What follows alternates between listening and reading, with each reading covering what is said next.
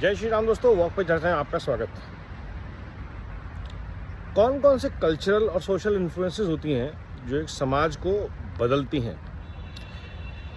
भारत के केस में डेफिनेटली बॉलीवुड और क्रिकेट का नाम आता है, जिन्होंने एजुकेशन के बाद या शायद उससे पहले भी हमारे कल्चर के ऊपर बहुत बड़ा इम्पैक्ट डाला।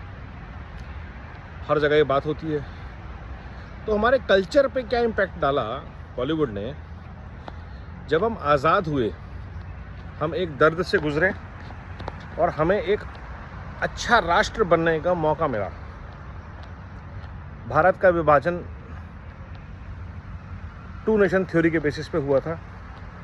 हमें एक अच्छा हिंदू राष्ट्र बनने का मौका था, लेकिन हमें लेफ्टिस्ट सेक्युलर की आग में झोंक दिया गया और हमें बताया गया कि रामचंद्र कह गए सिया से ऐसा कलयुग आएगा, हंस चुगेगा दाना उनका, कौआ मोती खाएगा।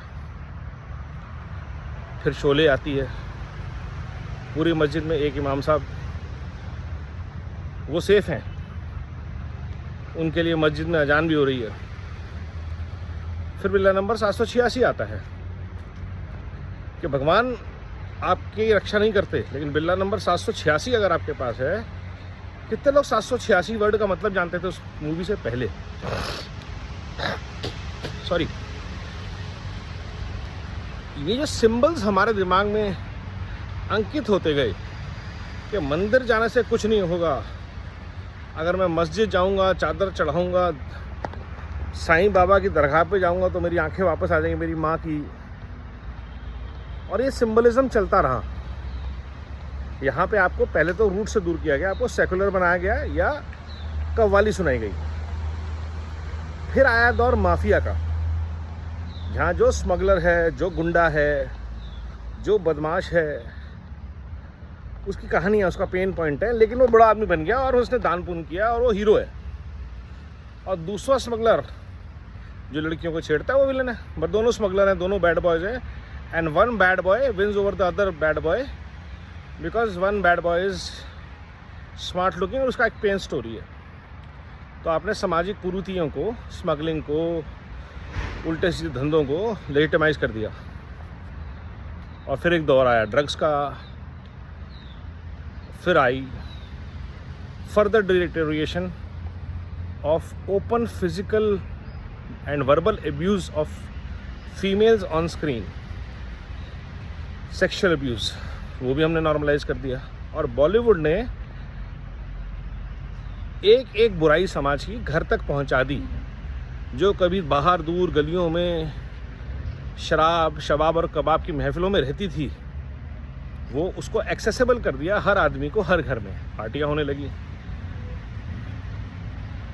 घर में माँ बहन नाचने लग गई,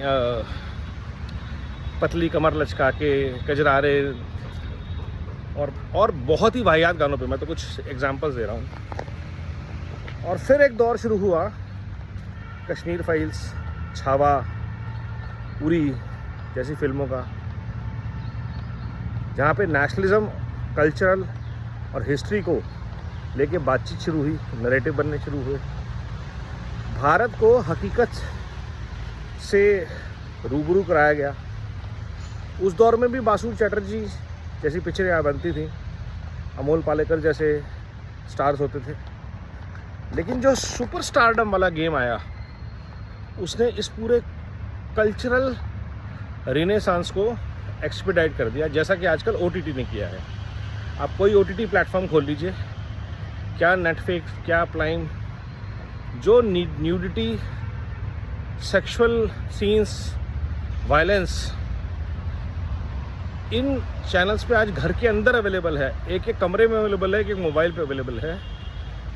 that is further deteriorating our society in ways that we cannot imagine right now. Kids are either becoming violent or dumb.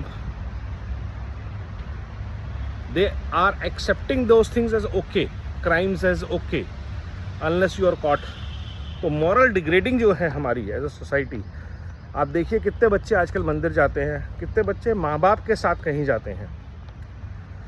Selfie खिंचाना अलग बात है, और ये पेन पॉइंट हर भारतीय परिवार का है क्योंकि कल्चरल डिग्रेडेशन जो है वो आपके घर में डिलीवर हो रहा है। It is okay to slap your mother, it's okay to have a fight with your father and maybe sleep with your cousins. ये पार्ट ऑफ ग्रोइंग अप बता दिया वेस्टर्न फिलॉसफी ने। तो कहीं ना कहीं हमें अपनी कल्चरल डिग्रेडेशन को रोकने के लिए इसको बंद नहीं करना है, इससे बेटर कंटेंट बनाना है जो हमारे वैल्यूज़ और हमारे कल्चर को शोकेस करता है। Western freedom of expression, cultural expression, ये सब चीज़ें, ये वर्ड्स ना सिर्फ हमारे घरों को डिस्ट्रॉय कर रहे हैं, भारत के रूट्स पे अटैक कर रहे हैं। अमेरिकन कल्चर हो सकता है, हमारा नहीं है। यूरोपियन हो सकता है, हमारा नहीं है। जर्मनी में देख लीजिए, आपको ये सब नहीं मिलेगा। आप नॉर्वे चले जाइए, आप स्वीडन चले जाइए, आप जापान चले जाइए, आपको ये सब नहीं मिलेगा।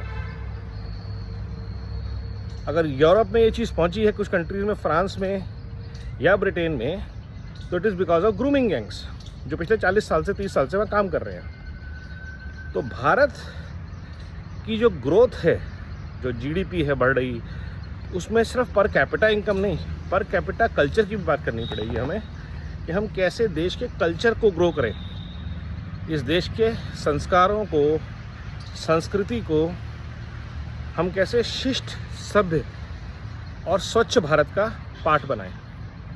आज ज़रूरत है भारत में एक नई मूवमेंट चलाने की कि भारत को हम कैसे शिष्ट, सभ्य और स्वच्छ बनाएं।